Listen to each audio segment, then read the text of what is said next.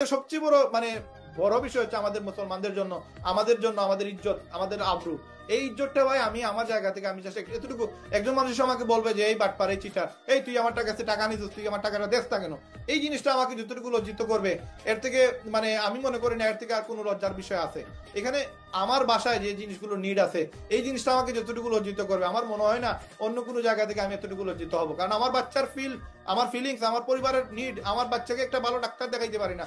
আজকে কথার কথা দেখেন, তার একটা জ্বর আসছে, তার একটা অ্যালার্জি প্রবলেম, আমি কাছের ফার্মেসি থেকে বলে 10 টাকা বা 100 টাকার ওষুধ নিয়ে আসতেছি, একটা ভালো ডাক্তারও দেখাইতে পারতেছি না, কারণ আমার মাঝে দুর্বলতা আছে ভাই।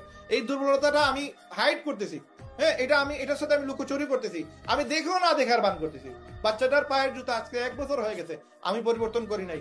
আজকে বাচ্চাটা যে পাঞ্জাবি পরে নামাজে যায়, শুক্রবারের নামাজে আমার সাথে যায়, ওইটা আজকে 1 বছর 2 বছর হয়ে গেছে, আমি পরিবর্তন করি না, দেখেও না দেখার বান করতেছি। এগুলো দেখতে হবে ভাই, এগুলো ইনসাল্টের বিষয়, এগুলো যেসব আপনার দিলের ভিতরে লাগবে, দেন আপনি আপনার জন্য আপনার নেশা কাজ করবে যে না, আমার ইনকাম করা লাগবে, আজকে আমাকে ইনকাম করতে হবে।